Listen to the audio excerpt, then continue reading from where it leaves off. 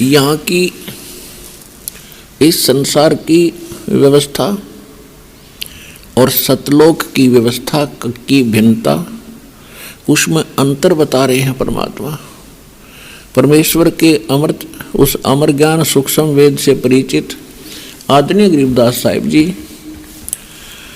क्या संदेश दे रहे हैं जो परमात्मा से प्राप्त हुआ कि मन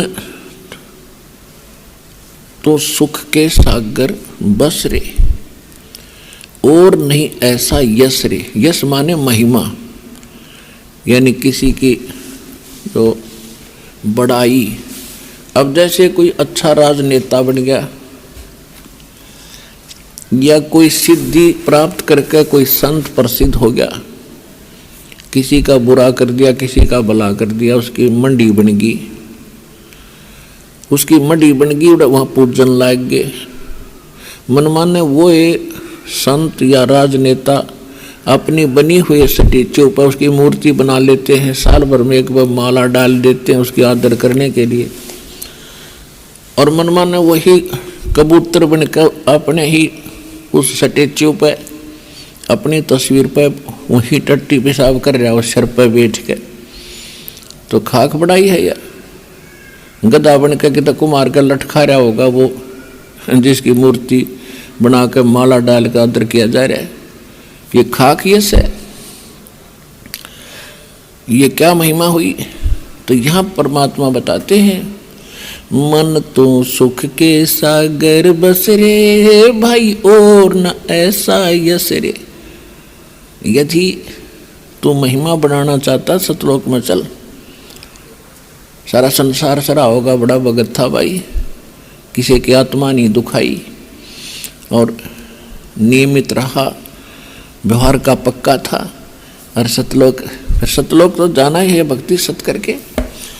अतिरिक्त इसके बाद कहते हैं यदि तो पूरी पृथ्वी का राजा भी बन गया तो क्या होगा भाई। उदय अस्त बीच राज चल तक उदय अस्त बीच चक्कर चले थे ऐसी जन ठकुराई।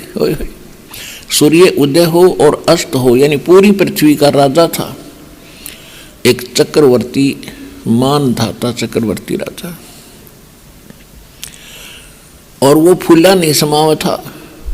कोई भी उसके अधीन राजा, कोई नवाब थोड़ा सा भी गलती कर देता था उसको भयंकर सजा दे करके और अपने अधीन रखता था।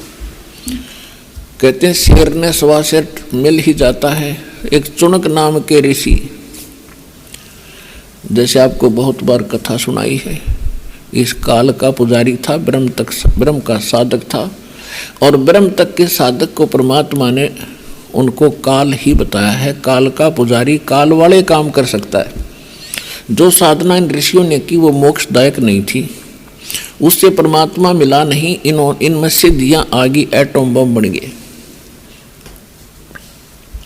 तो मानधाता चक्रवर्ती राजा की इस चुनक ऋषि ने 72 अक्षौणी सेना का नाश कर दिया था। एक वचन से सिद्धि से अपनी पुतली बनाई, 4 परमाणु बम बनाकर छोड़ दिए।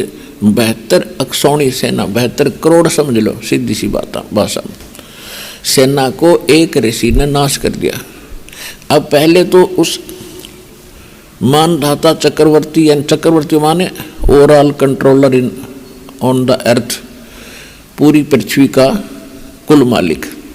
पहले तो उसकी महिमा थी, सारी पृथ्वी का राजा है, मानधाता चक्रवर्ती है, उसका यश था।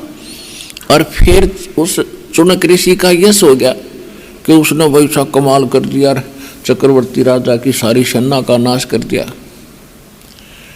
अब फिर उस ऋषि की महिमा होगी।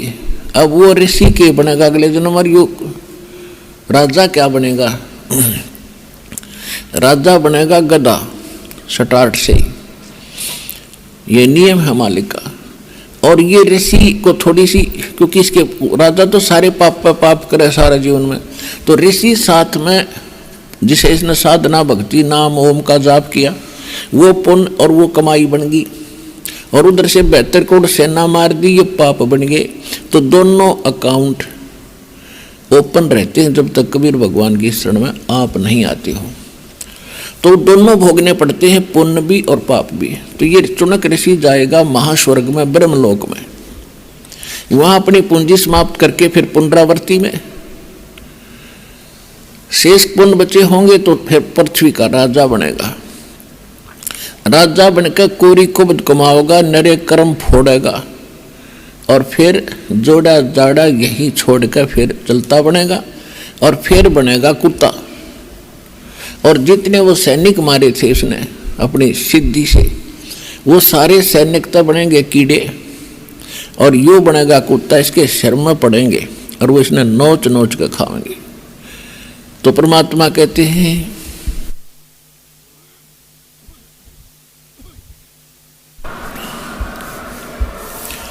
मन तो सुख के सागर बस रे भाई और न ऐसा यस रे।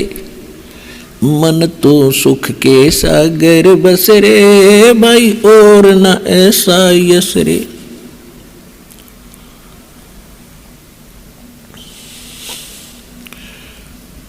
तो इस प्रकार हमने इस अध्यात्म मार्ग को समझना है। अपन आत्माओं, अध्यात्म मार्ग को समझने के लिए हमें थोड़ा सा समय लगाना पड़ेगा। हम एक रोटी के लिए कितना समय लगाते हैं, कई मजदूरी करते हैं, कोई किसान का काम करता है, कोई अधिकारी कर्मचारी बनकर अपनी रोजी रोटी के लिए ही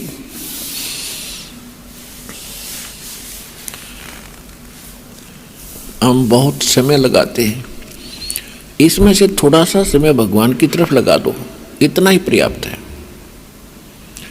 24 घंटे होते हैं अपने पूरे जीवन में, एक दिन रात में, इसका 10% भी भगवान की तरफ लगा दोगे, यूं ये बरकत कर देगा। अपने 10% समझ लो, लगभग 3 घंटे लगा लो, इससे आपको बहुत फायदा हो जाएगा, बहुत लाभ मिलेगा। साहेब